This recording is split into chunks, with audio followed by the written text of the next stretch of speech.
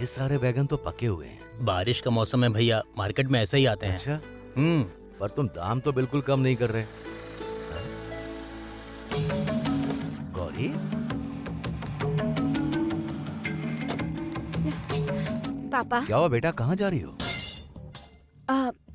क्या पापा को ये बात बता दूं? नहीं नहीं, बताया तो वो तुरंत पुलिस के पास जाने का फैसला ले लेंगे।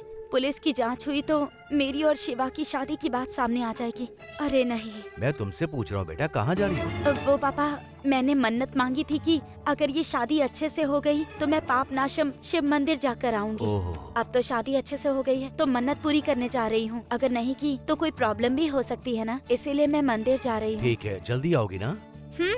बस एक रात शायद वहाँ पर रुकना होगा। पूजा खत्म होते ही वापस आ जाऊंगी। जल्दी लौट कर आना बेटा।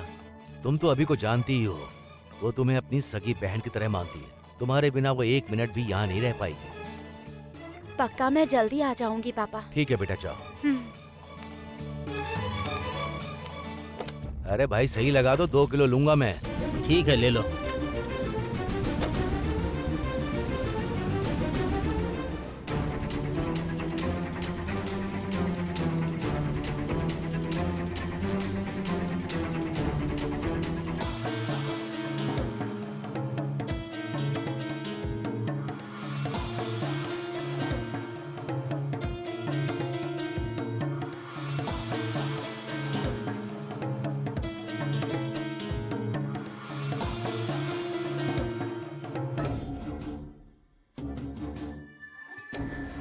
इस घर में किसी पर से नजर हटाना मुश्किल है। सब मेरे खिलाफ साजिश रच रहे हैं।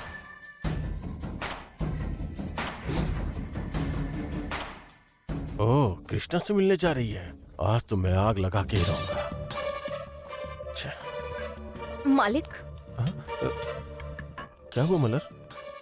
मालिक, मुझे आपसे एक जरूरी बात करनी है। बोलो मलर। मालिक, आपने मेरे पति से बंदूक के बारे में पूछा था ना? मुझे उस बंदूक के बारे में पता है मालिक। बंदूक के बारे में इसे पता है? इसे कैसे पता? ये किस बंदूक की बात कर रही है? क्या कह रही हो मलर? जो बंदूक मैं जमींदार के घर से लाता, उसके बारे में तुम्हें पता है? वो अभी कहाँ है, बताओ ना मलर। वो क्या है मुझे नहीं पता मालिक, पर एक दिन क्या हुआ था कि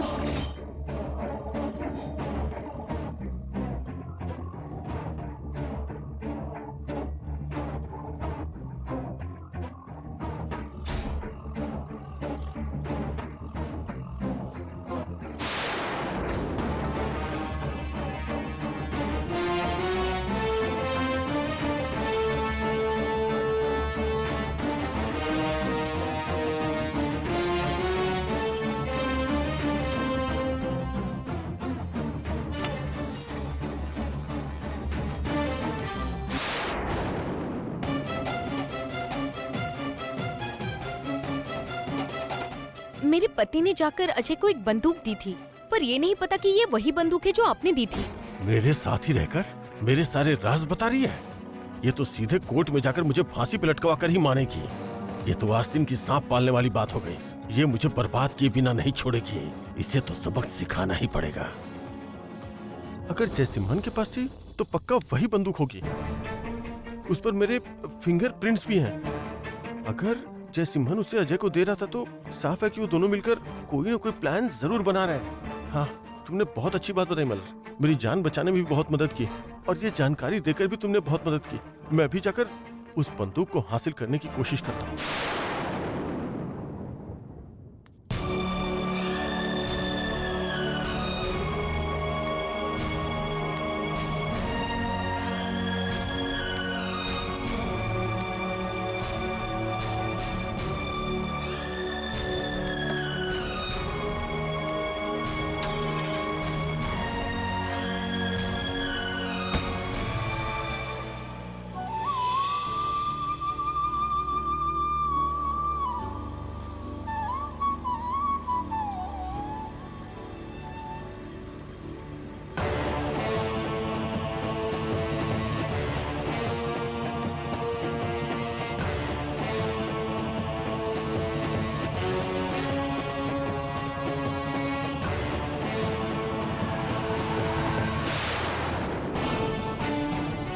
रुकिए, मैं जरा फोन करके आता हूँ।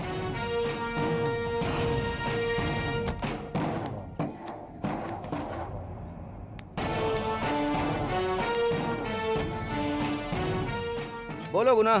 बॉस, मैं गौरी को एयरकोड लेकर आया हूँ। वेरी गुड, बिना किसी परेशानी के आ गई। पिटारे के सांप की तरह शांत होकर आइए बॉस। अब तो उसे शांत ही रहना होगा। मैंने उसका मुंह जो सिल दिया है, उससे मेरे इशारों पर नाचना होगा, वरना उसका मामा तो यहाँ मारा जाएगा। वो बेचारी इस मोहब्बत में यहाँ तक आ गई अपने मामा को बचाने के लिए। बॉस, क्या मैं उसे होटल लेकर आ जाऊँ? वाह, नहीं नहीं नहीं नहीं, वहाँ नहीं। वहाँ गई तो शिवा और अभिरामी की नजर उस पर पड़ जाएगी। जब तक मैं उसे सच बोलने के लिए तैयार नहीं करता, तब तक वो उनसे नहीं मिलेगी। एक काम करो, तुम उसे सीधे रोज गार्डन वाले रास्ते पर जो बड़ी चट्टान है ना, वहां लेकर आ जाओ। Okay boss.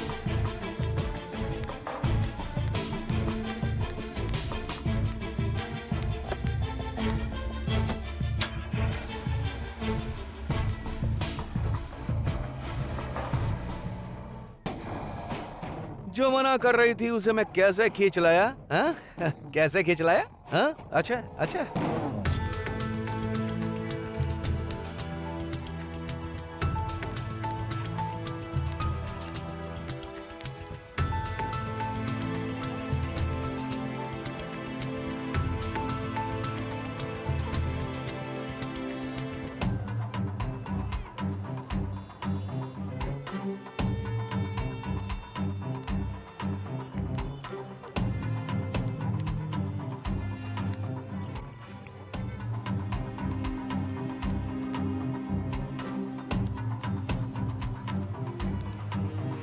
हम कहाँ जा रहे हैं माँ? तुम चलो तो।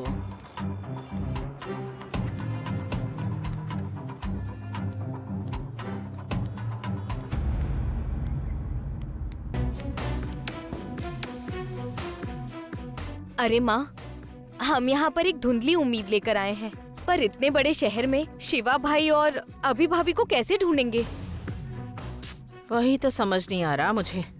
मुझे लगा था कि यहाँ आकर बस स्टैंड पर उतरेंगे तो उनके बारे में पता चल ही जाएगा। अच्छा, वो यहाँ किसी होटल में रुके होंगे ना? क्या हम हर होटल में जाकर पूछताछ करें? अरे माँ, एयरकॉर्ड में कुल 1000 होटल हैं। क्या सब जगह जाओगी तुम? तो फिर अब क्या करेंगे?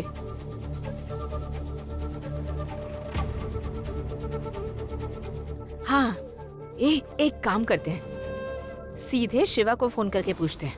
माँ, अगर भाई को फोन किया तो क्या वो बताएंगे? क्या हमारा यहाँ आना उन्हें पसंद आएगा? सीधे सीधे कौन पूछेगा उससे?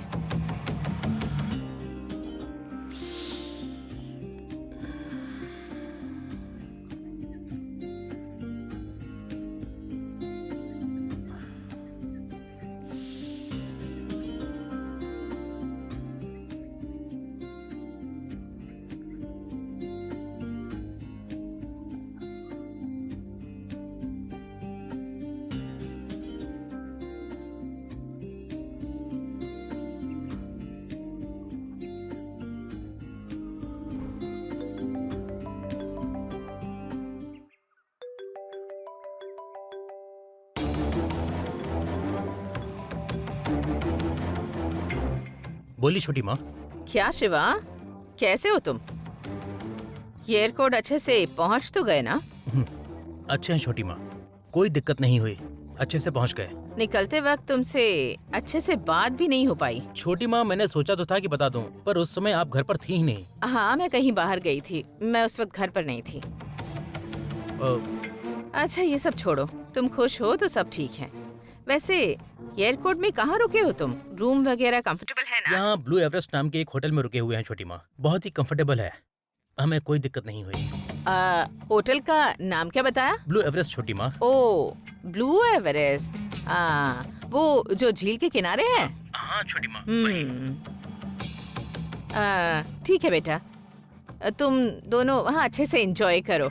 मैं और प्रिया चेन्नई के लिए निकल रहे हैं। अच्छा ठीक है छोटी माँ, आप लोग ध्यान से जाइएगा।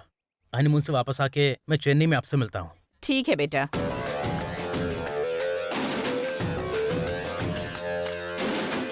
अपनी पहली पत्नी को छोड़कर तू दूसरी पत्नी के साथ हनीमून मनाएगा और हम चुपचाप चेन्नई चले जाएंगे क्या?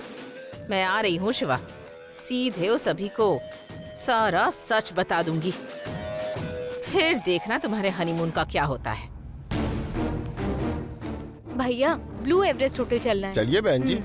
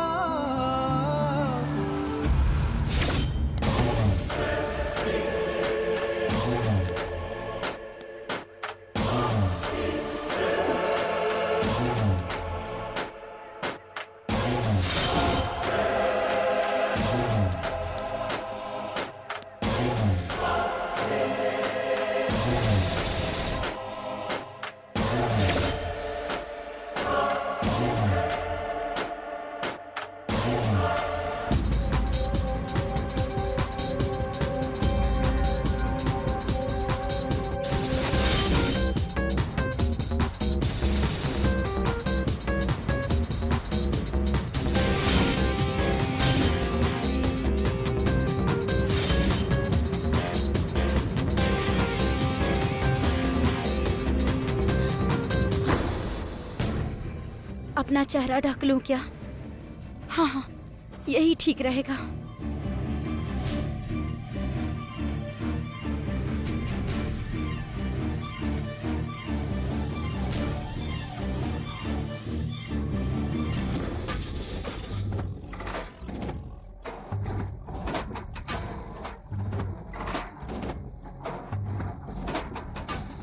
वो चट्टान के ऊपर ही खड़े हैं, जाकर मिल लो। हाँ।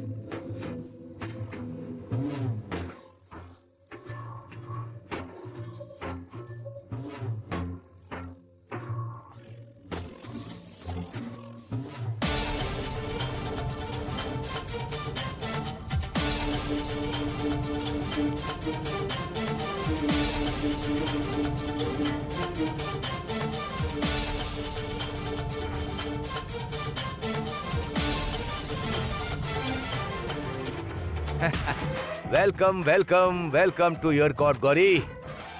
जैसा कहा था आ ही गई ना। क्या तुम्हें लगा था कि कनिकापुरम मंदिर में कपूर बुझाकर कसम खाने से अजय जयरामन यकीन कर लेगा? क्या तुम्हें लगा था कि मैं तुम्हारी जिंदगी में दखल नहीं दूंगा गौरी? तुम्हारे हिसाब से दुनिया की सबसे बड़ी अदालत मंदिर है और सबसे बड़ा जज वो ऊपर वाला है। वहां बात खत्म हो गई तो तुम्हें लगा कि ये केस किसी और कोर्ट में नहीं चलेगा? You are wrong, absolutely wrong. Wrong.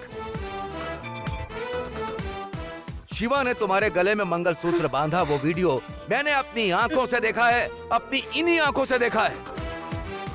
कोई मुझे बेवकूफ नहीं बना सकता। तुम मुझे बेवकूफ बना रही थी। हाँ गौरी, शिवा और अभी रामी ने एयरपोर्ट में हनीमून प्लान किया तो मैंने तुम्हें भी यहां बुला लिया। अब ये एयरपोर्ट ही तुम सबके लिए सुप्रीम कोर्ट है। यहां का मैं ही जज हूं। यहां जो फैसला मैं सुनाऊंगा ना, वही फाइनल जजमेंट होगा। कैसा लगा? अजय, क्या तुम्हारा और हमारा कोई रिश्ता है पहले से? तुम्हारी लाइफ में हम आखिर है कौन, और या हमारी लाइफ में तुम कौन हो? क्या हमें पता है कि तुम कहाँ पैदा हुए या तुम्हारे माँ बाप कौन है? कुछ समय पहले तक मुझे तुम्हारा नाम तक नहीं पता था। मंदिर की उस बात को लेकर जो तुम्हारे और अभी के बीच हुई थी। तुम हमसे इस तरह से बदला ले रहे हो जैसे हम तुम्हारे जन्म से दुश्मन हो। क्या ये कोई न्याय है? तुम ही बताओ Ajay. You are right Gauri, मैंने इस बारे में सोचा ही नहीं। मुझे और अभिरामी को मिले हुए कुछ ही दिन तो हुए, पर ऐसा लगता है कि जन्म जन्म से दुश्मनी है। उस अभिरामी को देखते ही मुझे गुस्सा आने लगता है। उस शिवा का चेहरा देखते ही मुझे नफरत होने लगती है। ये सब देखकर लगता है कि पिछले जन्म से ही हमारी दुश्मनी चली आ रही है। ये सब देखकर लगता है कि पिछले जन्म से ही हमारी दुश्मनी चली आ रही है। पहले मुझे लगा कि सिर्फ अभिरामी और शिवा पर मुझे गुस्सा आ रहा था, पर जिस दिन से तुमने मंदिर में कसम खाकर मुझे अपमानित किया था, उस दिन से मेरा गुस्सा तुम पर शिफ्ट हो गया। अब तुम भी मेरी हिट लिस्ट में हो गौरी। मैं तुम तीनों को तबाह किए बिना नहीं छोड़ूंगा। क्यों अजय, क्यों ऐसी फालतू बातें कर रहे हो? हमने तुम्हें क्या तकलीफ दी है? उल्टा तुमने ही हमें कसम खाने पर मजबूर किया था। वो तुम ही थे जिसने हम तीनों को धर्म संकट में डाला था। खुद को बचाने की हमारी कोशिश क्या गलत थी? बताओ तुम। क्या हमारा हार जाना ही तुम्हारे लिए इतना इम्पोर्टेंट है? अगर हम खुद को बचाने के लिए कुछ करें तो क्या तुम इस तरह से बदला लोगे हमसे? तुम लोगों ने सिर्फ खुद को बचाने के लिए ऐसा नहीं किया है गौरी, तुमने मुझे बेवकूफ बनाया है। जो मैंने अपनी आंखों से देखा उसे तुम किस तरह से झूठा साबित कर सकती हो? मुझे बेवकूफ बनाने वालों को, मेरा भरोसा तोड़ने वाले को और मुझे हराने वाले को मैं अपनी जिंदगी में कभी माफ नहीं कर सकता। ये हमारी जिंदगी है, हमारी किस्मत है। हम जैसे चाहे जैसे जिए। हमें अपनी मर्जी से जीने दो ना। तुम क्यों हमें तड़पा रहे हो? क्यों परेशान कर रहे हो हमें? पहले इसमें सिर्फ तुम्हारी और तुम्हारी किस्मत जुड़ी हुई थी, पर जब से वो वीडियो मैंने अपनी आंखों से देखा है ना, उसी दिन से उस किस्मत ने मुझे तुम्हारी जिंदगी से जोड़ दिया। अब इस प्रॉब्लम में चौथा पार्टनर मैं हूँ, सबसे इम्पोर्टेंट पार्टनर। एक ऐसा पार्टनर जिसे तुम चाहकर भी कभी बाहर नहीं निकाल सकती। अब मैं ये सब और सहन नहीं कर सकती अजय। मुझे क्या करना होगा अजय? मैं क्या करूं कि तुम चले जाओ? बता दो बस। अरे वही तो जो मैं पहले से कह रहा हूँ गौरी। तुम और शिवा भगवान से डरने वाले लोग हो। मुझे लगा था मंदिर में कसम खाने को कहूंगा तो तुम हिचकोगी और अभिरामी को सच का पता चल जाएगा, पर तुम बहुत क्लेवर निकली। अपने शिवा की जगह तुमने कसम खाकर उसको बचा लिया।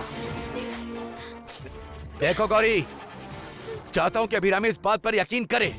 उसका एक ही रास्ता है, तुम खुद जाकर उस अभिरामी को ये बात जाकर बताओ, क्योंकि वो पागल अभिरामी तुम्हारी बात को पत्थर की लकीर मानती है।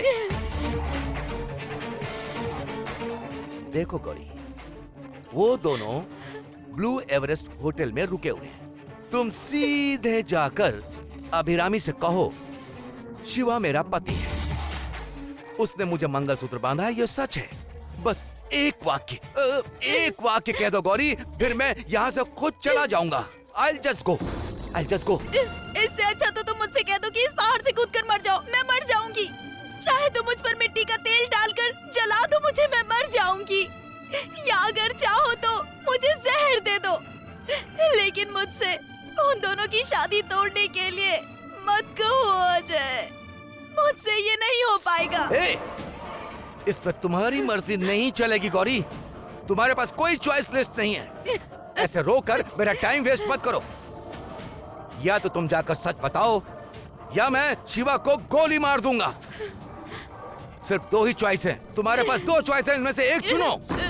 तुम्हें पता भी है कि शिवा अभी से कितना प्यार करते हैं। तुम्हें पता है उसे कब से चाहते हैं। अभी उनकी जिंदगी की पहली लड़की है।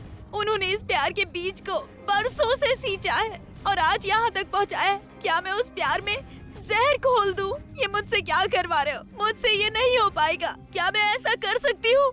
उनकी जिंदगी में जहर कैसे घोल सकती हूँ? इससे तो अच्छा है कि मैं मर जाऊँ।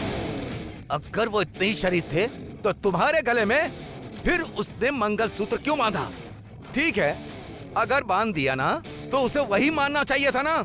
फिर दोबारा उसने अभिरामी के गले में क्यों बांधा? कोई भी आएगा और तुम सबके गले में मंगलसूत्र बांधकर चला जाएगा और मैं खड़ा होकर सिर्फ तमाशा देखता रहूंगा। मैं इसी को रोकने के लिए आया हूँ। तुम्हें इससे क्या अजय? ये हमारी लाइफ है, हम जो चाहे वो करें। मेरे शिवा और अभी को अलग करके तुम्हें ऐसा क्या मिल जाएगा? तुम्हें इससे क्या फायदा होगा बताओ? देखो, मैं तुमसे विनती करती हूँ, अगर हमारे किसी शब्द या काम से तुम्हारा दिल दुखाओ तो हमें माफ कर दो और हमसे दूर चले जाओ। चले जाओ हमारी जिंदगी से तुम। मैं तुम्हारे पैर पकड़ती हूँ, हमें छोड़ दो, जीने दो हमें। चले जाओ हमारी जिंदगी से, चले जाओ।